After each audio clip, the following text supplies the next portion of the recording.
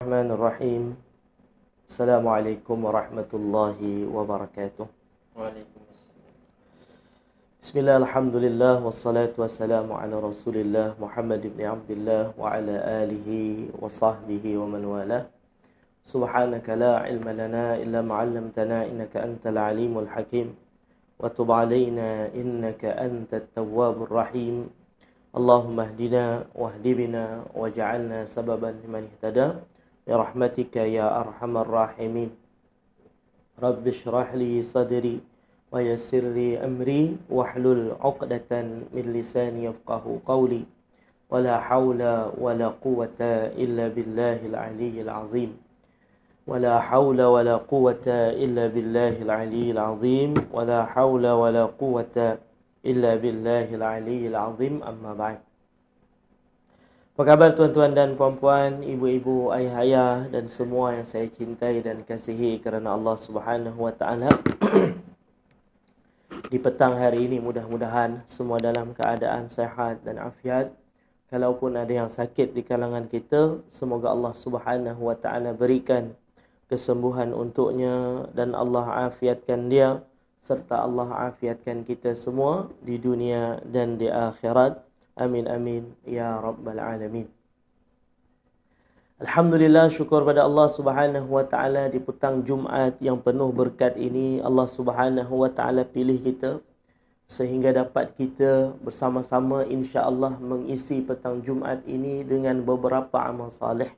Yang pertama sekali, kita akan isi dengan kelas ilmu ataupun pengisian ilmu. Yang kedua, kita akan sama-sama baca surah Yasin di petang Jumaat ini. Dan yang ketiga, kita akan seperti biasa buat tahlil dan doa arwah. Kenapa petang Jumaat Ustaz selalunya orang buat malam Jumaat? Kenapa Ustaz buat petang Jumaat? Yang buat malam Jumaat bagus tuan-puan. Tetapi kenapa saya pilih petang hari Jumaat? Kenapa? Kerana Nabi SAW pernah bersabda, kata baginda, di hari Jumaat ada satu waktu yang tidak berdoa di waktu itu oleh seorang hamba, melainkan Allah akan perkenankan doanya. Maka ulama teliti dan cari bilakah masa tersebut. Maka macam-macamlah pendapat, tetapi kebanyakan ulama berpendapat waktunya ialah berada di petang hari Jumaat selepas asar sebelum maghrib. Macam kita berada sekarang ni tuan-puan. Jadi seeloknya lah petang hari Jumaat ni, kalau boleh di petang-petang hari Jumaat ni jangan kita buat benda yang tak elok. Satu, buat dosa maksiat, itu janganlah. Jangan buat benda yang sia-sia. Tak ada apa-apa manfaat pun, jangan sia-siakan waktu ni. Dan kalau boleh kita isi dengan perkara yang bermanfaat. Ni jangan pula tengok sinetron contohnya kan. Petang tengok sinetron Indon ke, kan, tengok drama Korea ke, tak, jangan, kan, nanti kita terlepas waktu yang istimewa ni, rugi. Jadi kita isi dengan kelas ilmu, kita isi dengan bacaan Al-Quran, surah Yasin, dan kita isi dengan tahlil dan doa arwah. Artinya kita bukan hanya berdoa untuk diri kita sendiri, kita doakan juga untuk ahli keluarga kita yang telah meninggal dunia. Kita isi dengan sebaik-baiknya waktu yang istimewa ini. Sebab apa? Dulu saya daripada budak-budak lagi tuan, ketika saya belajar di pondok Yasin, Tuan Guru Syekh Ahmad Fahmi Zamzam dah didik kami supaya petang Jumaat ni orang kata apa? Bersedia awal untuk solat maghrib berjamaah tu. Selalunya kan, ya, solat maghrib macam biasalah datang kan berjamaah, tetapi khas petang hari Jumaat Tuan Guru suruh semua pelajar, ustaz-ustaz pun sama yang mengajar kat situ, pakai baju putih, kalau boleh pakai serban, pergi ke masjid, pergi surau lah, pergi ke surau awal, sama-sama zikir, sama-sama munajat. Ni tuan-puan, tu daripada dulu lagi 10 tahun lepas, 15 tahun lepas saya dah dididik, dah diajar macam tu oleh guru saya. Sehingga kan sampailah saya berdakwah sendiri di media sosial ni pun, kita ajak juga benda yang sama, perkara yang sama, supaya kita jangan sampai lalai di petang hari Jumaat yang penuh berkat ini. Baik, ibu-ibu, ayah-ayah dan semua yang saya cintai dan kasihi kerana Allah, alhamdulillah, petang hari ini insya-Allah kita akan bersama-sama mengkhatamkan kitab Manaqib ini. Di dalam kitab Manaqib ini, kitab Manaqib membicarakan tentang sejarah hidup tuan guru saya, Syekh Ahmad Fahmi Zamzam. Tetapi di ujung tu saya masukkan bacaan tahlil dan doa arwah. Dan saya terangkan, kita belajar itulah sekarang ni. Dan hari ini insya-Allah episod yang terakhir bacaan kitab Manaqib ni, episod yang ke-33 dan penerangan yang terakhir lah berkenaan tentang doa arwah ini. Jadi bagi mereka yang ada kitab, bahasan kita pada petang hari ini akan bermula pada muka surat 92. Baik. Tetapi sebelum kita masuk kepada bahasan kita di petang hari ini, ibu-ibu, ayah-ayah semua, saya nak mengingatkan kepada semua, jangan ada seorang pun yang terlupa dan terlepas daripada peluang untuk sama-sama kita dapatkan pahala dakwah, mengajak seramai-ramainya orang kepada kebaikan dengan dua cara. Yang pertama, boleh kongsikan live ini dekat grup FB, WhatsApp ataupun Telegram. Yang kedua, boleh tag nama rakan, kawan, sahabat, jiran, tetangga di ruangan komen dengan niat yang sama, iaitulah nak mengajak seramai-ramainya orang kepada kebaikan. Bersama-sama kita jadikan handphone kita dan media sosial yang kita ada sebagai ladang pahala untuk kita, insya-Allah. Baik, ibu-ibu, ayah-ayah semua, kita teruskan bersama-sama dan kita khatamkan insya-Allah kitab Manaqib ini. Dan episod yang terakhir ini kita membahas tentang penerangan tentang doa arwah. Hari itu kita dah baca separuh dah doa arwah ni penerangannya. Maka hari ini separuh yang terakhir insya-Allah kita habiskan dia punya penerangan. Dan satu lagi, ibu ayah semua, jangan lupa tekan button like dan button love dekat bawah tu, button warna pink, button warna biru. Boleh tekan bukan sebarang tekan, tapi dengan perasaan, ya Allah, saya suka kebaikan, saya sokong kebaikan. Mohon padamu, ya Allah, istiqamahkan saya dalam kebaikan. Baik. Sebelum ni di dalam doa arwah tu dah disebutkan, dia dimulakan dengan salawat. Kemudian baru ada doa. Yang pertama sekali, minta agar Allah terima apa yang kita buat daripada bacaan tahlil arwah ni, sama ada ayat Al-Qurannya ke, salawatnya ke, zikir-zikirnya ke. Minta Allah terima dan Allah jadikan sebagai simpanan pahala untuk kita. Dan dalam masa yang sama, kita minta agar Allah sampaikan pahala yang kita baca ni juga kita hadiahkan, maksudnya untuk yang pertama baginda Nabi Muhammad sallallahu alaihi wasallam. Baginda dah penuh dah pahala, dah banyak dah. Kita nak limpahan rahmat Allah tu terkena kat kita. Itu yang sebetulnya.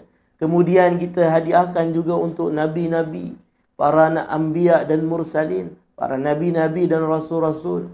Kemudian ni tak tertinggal pun seorang pun tuan. Kita hadiahkan juga kepada ahli keluarga Nabi, sahabat Nabi. Subhanallah. Kemudian kita tak tinggalkan juga ulama-ulama. Terlebih lagi kepada 4 ulama ahli mazhab ni. 4 ulama mazhab. Yang 4 tu kita hadiahkan pahalanya untuk mereka. Bukan mereka sahaja. Ulama-ulama yang lain. Orang-orang yang ahli fiqih, para fuqaha ni. Al-Qurra. Orang-orang yang ahli dalam bacaan Al-Quran. Mufassirin. Mereka yang ahli tafsir. Wa sadati sufiyatil muhaqqiqin, para ahli sufi semua, ya Allah, kami hadiahkan dan kami doakan mereka semua. Dan sehingganya kepada penghujungnya kita hadiahkan pahala bacaan tahlil dan doa arwah ni juga kepada guru-guru kami, walidina, ibu bapa kami, wajdadina, atuk, wajdatina, nenek, ikhwanina, saudara, wa akhawatina, saudari, karabatina, karabat, keluarga, jiranina, jiran tetangga pun dapat doa sekali tu, boy. Kadang kita tak kenal pun dengan dia, kan? Dia meninggal, dalam tiap minggu paling kurang kita baca tahlil arwah, dia dapat doa daripada kita, masya-Allah. Dan kita habiskan semua, wa jami'il mu'minina wal mu'minat wal muslimina wal muslimat, seluruh orang beriman lelaki dan perempuan, seluruh orang Islam lelaki dan perempuan. Kemudian baru disebut khususan ila ruhi. Ni kalau ibu ayah semua buat tahlil sendiri, sebutlah namanya siapa. Sebutlah nama suami yang dah meninggal ke, nama isteri yang dah meninggal ke, nama mak ayah yang meninggal ke, sebut kat situ. Tetapi selalunya kalau saya baca doa arwah ni, saya akan sebut wa khususan ila ruhi ila arwahi man ijtama'na hahuna bisababihim, khas kepada arwah-arwah. Tadi semua dah disebutkan secara umum, tapi kita sebutkan secara khas untuk arwah yang mana dengan sebab mereka kami berkumpul di petang hari ini. Maksudnya arwah-arwah yang nama mereka diberikan oleh para penaja. Tu tuan-tuan. Tu kita tampilkan nama mereka dengan betul Ustaz. Ini adalah satu penghormatan, satu penghargaan kepada mereka. Disebutkan secara khusus. Macam kita ceramah dekat surau, ataupun kita ada buat apa-apa program, kan, yang saya hormati dan muliakan seluruh kaum muslimin dan muslimat contohnya. Secara khasnya tuan pengurusi surau, kan, tuan fulan bin fulan contohnya. Kepada imam, barisan imam, sebutlah, sebut namanya contohnya, tuan ini, kan, ketua kampung kan, sebut namanya. Kita dah hormat dah semua. Kita menghormati semua yang hadir dalam majlis itu, tetapi kita sebut khas nama dia, itu satu penghormatan dan satu penghargaan yang luar biasa. Macam itulah juga kita dalam doa. Kita dalam doa kita sebut nama dia. Kita sebut secara khas, ini penghormatan.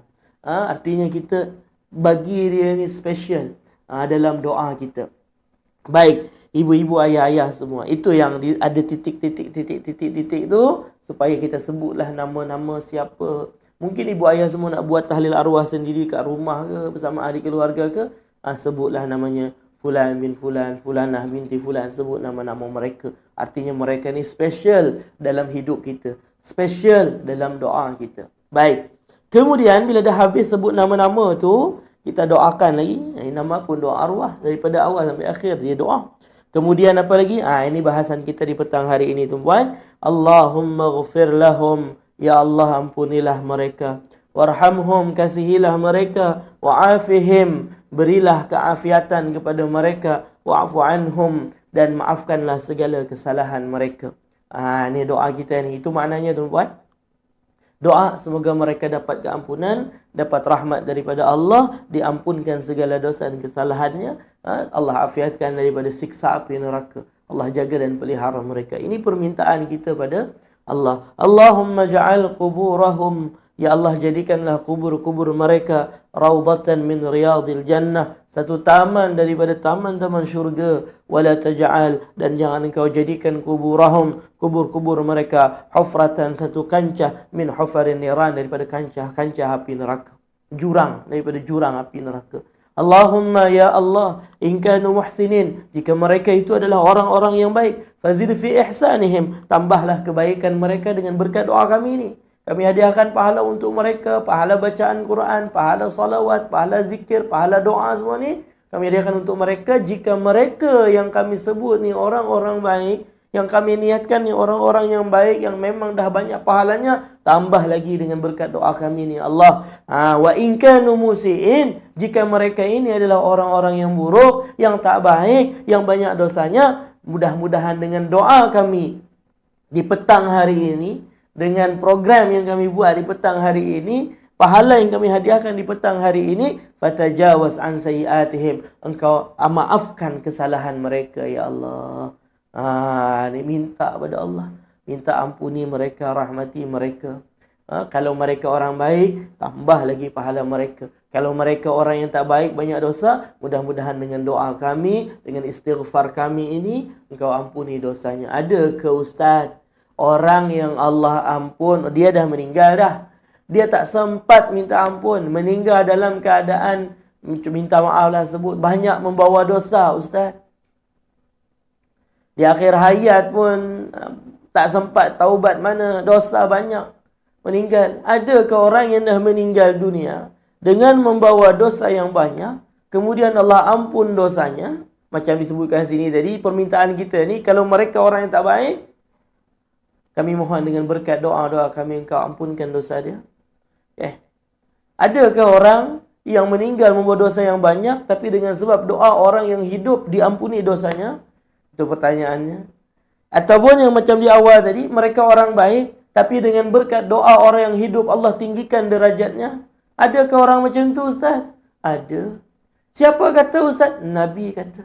Hadis riwayat Imam Ibnu Majah dalam kitab Sahih Ibnu Majah. Nabi SAW mengatakan, kata Nabi, Innar rajula, sesungguhnya ada seorang lelaki, tak kisahlah lelaki ke perempuan ke, maksudnya ada seseorang yang la turfa'u darajatuhu, Allah tinggikan darjatnya, bukan setakat dapat keampunan daripada dosa, tetapi Allah tinggikan darjatnya. Dosa dah diampun, derajat di syurga pula semakin tinggi.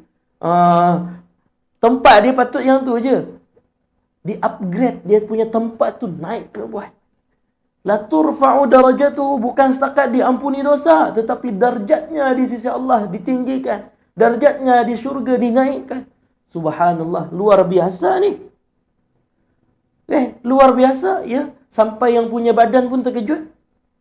Dalam hadis tu kata Nabi, innar rajula la turfa'u darajatuhu fil jannah. Ada orang yang Allah tinggikan darjatnya di syurga, dia pun sedar diri, dia betul. Kalau macam kita lah, macam kita nak duduk hotel contohnya, kita bajet RM100 je. RM100 je. Tapi dapat hotel yang begitu mewah kan pelik. Kan contoh saya bagi dekat Aslam je. Aslam tolong carikanlah malam ni Ustaz nak duduk hotel contohnya. Bagi berapa bajet Ustaz Aslam kata? RM100 je lah. Nak rehat saja, bukan nak apa-apa pun. RM100, tak apa, Aslam datang balik. Nah Ustaz, kunci hotel Ustaz, bilik nombor sekian. Saya pun pergi ke bilik tu, tingkat ni, tingkat ni. Yang ni bukan RM100 ni. Ini RM1,000 satu malam. Lelaki tu, kata Nabi SAW, ada, dan ni cerita dalam syurga lah, bukanlah hotel. Macam saya terkejut. Kalau Aslam, betul ke ni bilik Ustaz? Kunci boleh buka, betul lah. Tapi bilik ni mewah betul. Kan? Ini bukan RM100 satu malam, ni RM1,000 satu malam ni. Kan? Macam tu juga, ada seorang lelaki, kata Nabi, di akhirat nanti, Allah beri kepada syurga yang begitu tinggi. Lelaki itu sendiri pun pelik. Fayaqul, lelaki tadi berkata, anna hadha, apa ni? Kan? Apa syurga saya hebat sangat? Padahal dia tahulah perangai dia dekat dunia macam mana. Fayuqalu lahu, maka dikatakan untuknya. Malaikat jawab. Dia kata, kenapa saya boleh dapat yang macam ni? Tanya dekat Aslam. Kenapa Aslam, apa hotel di mewah betul ni? Ustaz bagi RM100 je. Kan? Lelaki ni tanya, kenapa syurga dia tinggi sangat, hebat sangat, mewah sangat? Padahal dia tahulah amal soleh dia berapa banyak. Maka dijawab oleh malaikat, bistighfari waladika laka. Ini engkau dapat macam ni karena anakmu memohon, karena istighfar anakmu untukmu. Subhanallah. Dia istighfar, anaknya istighfar. Istighfar, doa untuk mak ayah dia. Dosa mak ayah tadi diampun, dia terus dia doakan. Sampai pula habis dosa, derajatnya pula ditinggikan. Sampai mak ayah yang lelaki, seseorang tadi terkejut. Apa? Macam saya lah terkejut. Bagi RM100 je, tapi mewah macam ni boleh dapat. Aslam biar betul ni. Betul lah. Macam mana boleh macam ni? Ada Ustaz, ada makcik tu dia belanja Ustaz. Macam tu kan? Macam tu lah. Kan malaikat kata, memang amalan engkau tak cukup. Kalau fikir duit yang Ustaz bagi tu memang tak cukup pun nak hotel semewah ni. Tapi ada makcik tu belanja. Macam tu. Macam tu lah juga. Ikutkan amalan saya, lelaki ni kata tak cukup ni. Kan? Nak dapat syurga yang sehebat ini. Tetapi kenapa boleh? Malaikat kata, itu berkat anak engkau. Mohonkan ampun untuk engkau. Ni, dalam doa arwah ni kita mintakan ampun. Bahkan bukan untuk mak ayah kita sahaja. Ada yang memintakan ampun untuk suaminya. Ada yang memintakan ampun untuk isterinya. Ada yang memintakan ampun untuk kawannya, untuk sahabatnya, untuk pakciknya, makciknya, untuk atuknya, neneknya. Samalah semua ni tuan-tuan. Jadi istighfar kita menjadi sebab diampunkan dosa orang yang kita mohon ampun tadi. Dan dengan doa kita ni boleh jadi derajat orang yang kita doakan ni ditinggikan oleh Allah Subhanahu Wa Taala di dalam syurga. Ni tuan-tuan. Jadi jangan main-main dengan doa arwah ni. Luar biasa. Baik. Allahumma anzil ar-rahmata wal maghfirah. Ya Allah, turunkanlah kepada mereka rahmat, maghfirah, keampunan, wa syafa'ah, syafaat, pertolongan ala arwahihim, ke atas arwah mereka itu diulang 3 kali. Baik. Allahumma ja'alil Qur'ana lahum, ya Allah jadikanlah Al-Quran bagi mereka fi quburihim mu'nisa, dalam kubur mereka itu sebagai penenang yang membawa ketenangan. Wa fil qiyamati syafi'a, pada hari kiamat nanti sebagai pemberi pertolongan. Wa 'anil nirani sitran wa hijaban, daripada api neraka sebagai pendinding dan hijab. Wa 'alas sirati nura, jadikan Al-Quran ketika mereka melalui siratal mustaqim ini sebagai cahaya. Wa fil jannati rafiqa, jadikan Al-Quran sebagai teman mereka di dalam syurga.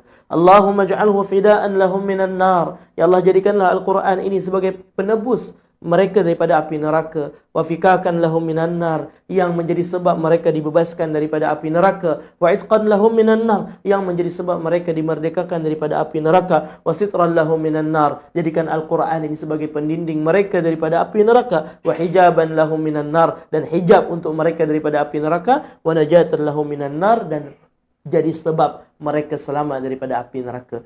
Kalau nak terangkan satu-satu tak sempat khatam kita petang ni tu Puan. Jadi saya terjemahkan macam tu je. Mudah-mudahan semua boleh faham. Yang penting kita faham tadi, doa kita untuk keluarga kita yang telah meninggal dunia itu boleh jadi sebab Allah mengampuni mereka, dan boleh jadi menjadi sebab Allah meninggikan derajat mereka yang kita doakan. Rabbana ighfir lana, ini ayat Al-Quran tuan-tuan. Rabbana ighfir lana wa li ikhwanina alladhina sabaquna bil iman, ya Allah ampunilah kami dan orang-orang yang mendahului kami dengan keimanan. Wa la taj'al fi qulubina, dan jangan jadikan dalam hati kami, ya Allah, ghillal lil ladzina amanu, perasaan benci, marah kepada orang-orang yang beriman, dendam kepada orang yang beriman. Rabbana, wahai Tuhan kami, innaka raufur rahim, engkau maha pengasih lagi maha penyayang. Allahumma arhamil jami'a bi rahmatik, ya Allah rahmatilah, kasihilah semua orang yang kami sebutkan tadi dengan kasih sayangmu. Wa askinna wa iyahum, dudukkanlah kami, tempatkanlah kami dan mereka bi fasih jannatik, di dalam syurgamu yang luas. Wa mahalli ridwanik, dan mendapatkan keridhaanmu. Wa dari karamatik, dan di negeri kemuliaanmu, yakni syurga. Ya arhamar rahimin, wahai Tuhan yang maha pengasih di antara sekalian yang pengasih. Allahumma jburin kisarana, ya Allah tutupilah kesedihan kami. Waqbali i'tizarana, terimalah ke'udzuran kami. Wakhtim bisalihati a'malana, ya Allah jadikanlah penutup segala amalan kami adalah amalan salih. Wa 'alal imani wal islami jam'an tawaffana, dan atas agama Islam dan keimanan engkau matikan kami, ya Allah. Wa anta radin 'anna, dan engkau redha kepada kami pada ketika itu, ya Allah. Wa la tuhyina Allahumma fi ghaflah, ya Allah jangan engkau matikan kami dalam keadaan lalai. Wa la ta'khudna ala ghirrah, jangan engkau cabut roh kami ketika itu kami lalai. Waj'al akhir kalamina minad dunya, jadikanlah kalimat yang terakhir keluar daripada lidah kami daripada dunia ini, inda intihai ajalina, di akhir hayat kami, ialah qaula, perkataan la ilaha illallah. Ahyina 'alaiha ya hayy, ya Allah hidupkanlah kami atas kalimat la ilaha illallah, wahai Tuhan yang maha hidup. Wa amitna 'alaiha ya mumit, matikanlah kami atas perkataan la ilaha illallah, wahai Tuhan yang mematikan. Wa ba'atsna 'alaiha min quburina ya ba'its, bangkitkanlah kami dengan membawa kalimat la ilaha illallah, wahai Tuhan yang membangkitkan. Wanfa'na warfa'na biha, ya Allah berikanlah kami manfaat dengan kalimat la ilaha illallah, tinggikanlah derajat kami di akhirat nanti dengan berkat kalimat la ilaha illallah. Yauma la yanfa'u malu wala banun illa man atallaha biqalbin salim, di hari tidak bermanfaat harta dan anak-anak melainkan mereka yang datang kepada Allah dengan hati yang selamat. Rabbana, wahai Tuhan kami, taqabbal minna, terimalah daripada kami, innaka antas samiul alim, sesungguhnya engkau maha mendengar lagi maha mengetahui. Wa tub alaina innaka antat tawwabur rahim, terimalah taubat kami, sesungguhnya engkau maha menerima taubat lagi maha mengasihani. Rabbana, wahai Tuhan kami, atina fid dunya, berikanlah kepada kami di dunia ini hasanah, kebaikan. Wa fil akhirati hasanah, dan di akhirat kebaikan. Wa qina azaban nar, dan peliharalah kami daripada siksa api neraka. Sallallahu alaihi sayyidina Muhammad wa ala alihi wa sahbihi wa sallam. Alhamdulillahi rabbil alamin. Alhamdulillah, khatam dah kitab kita tuan-tuan. Allahu akbar. Minta maaf lah, saya tak boleh nak berpanjang-panjang dan berlebar-lebar sebab masa kita terhad. Cukup terjemahan tadi. Dah dengar macam ceramah Habib Umar terjemahan bahasa Arab, terjemahan bahasa Arab, terjemahan. Baik. Ibu-ibu, ayah-ayah semua, alhamdulillah selesai dengan jayanya kitab manaqib ini. Kita baca daripada kulit ke kulit, daripada awal sampai akhir. Alhamdulillah, dan saya sudah pun meminta daripada Ustaz Imran yang menulis ni, bukan saya tolong cetak dan semak saja dekat sini dan tolong mengajarkannya.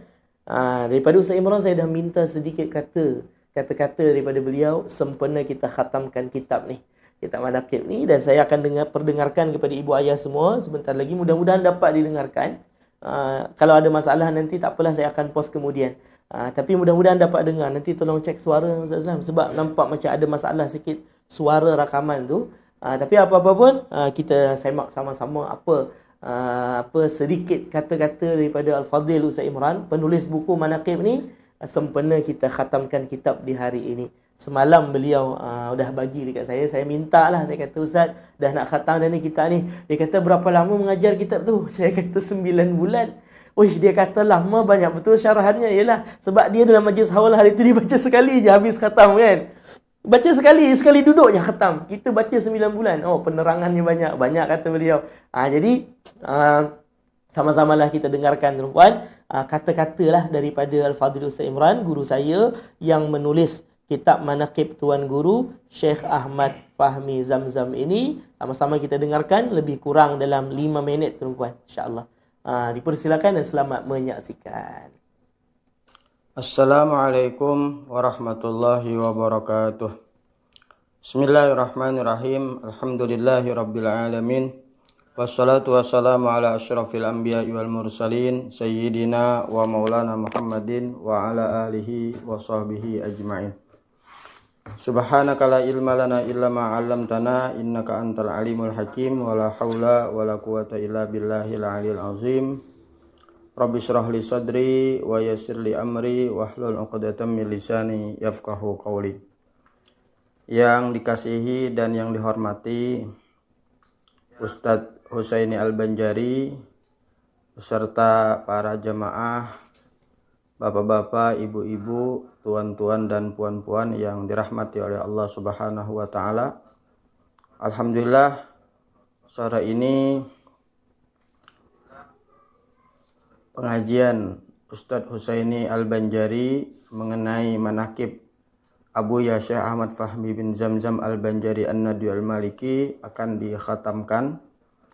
Di sini saya sebagai penulis buku mengucapkan terima kasih yang sebesar-besarnya kepada beliau dan juga kepada para hadirin, tuan-tuan dan puan-puan sekalian.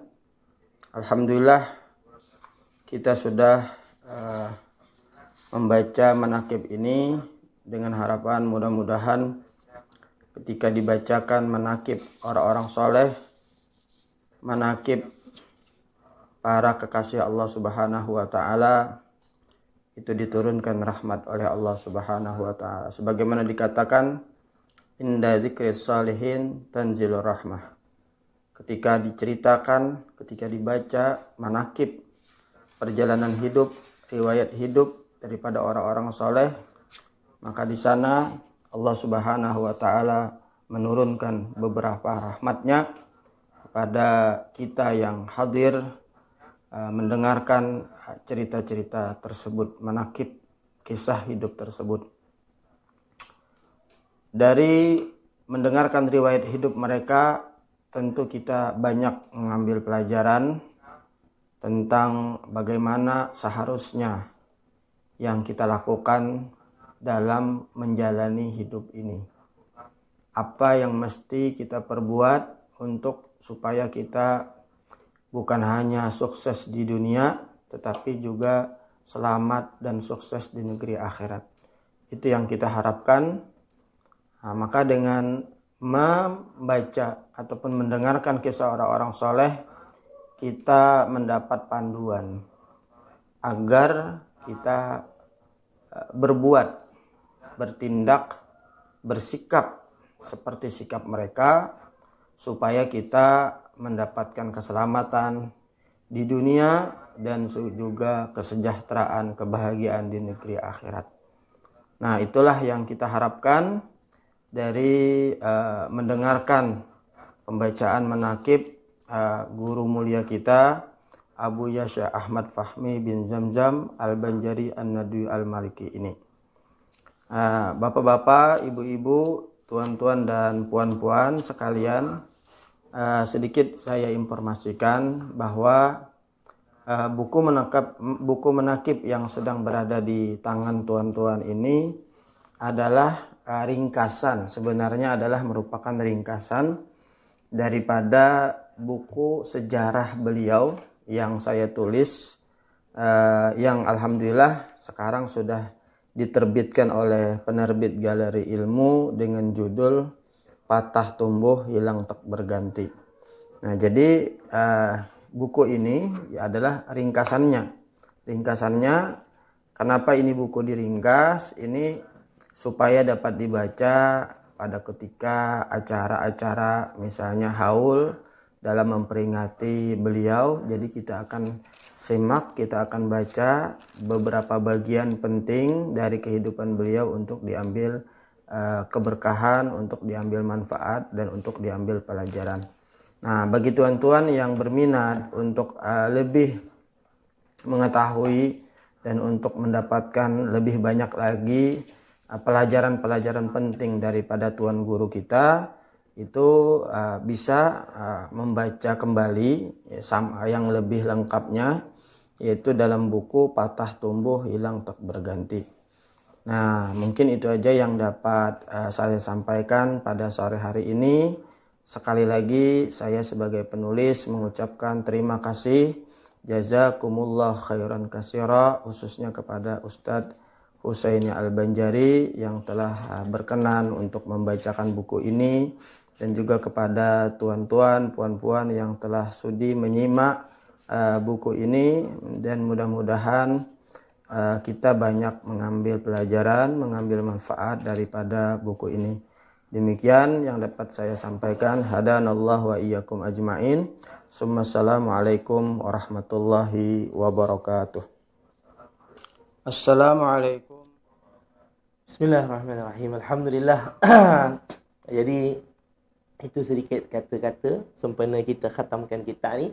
Daripada siapa? Daripada penulisnya sendiri, guru saya Al-Fadhil Ustaz Imran. Nanti kalau saya balik Banjar, insya-Allah tuan-puan, saya cuba untuk buat macam podcast ke, perjumpaan dengan beliau insya-Allah. Sebab kita dah, ini buku yang kedua kita khatamkan. Selain buku yang pertama hari tu, buku ni selain bulan Ramadan hari tu kita khatamkan buku Rahsia Doa Malaikat ni. 30 hadis tentang rahsia doa malaikat ni kita khatamkan. Dah khatam dah.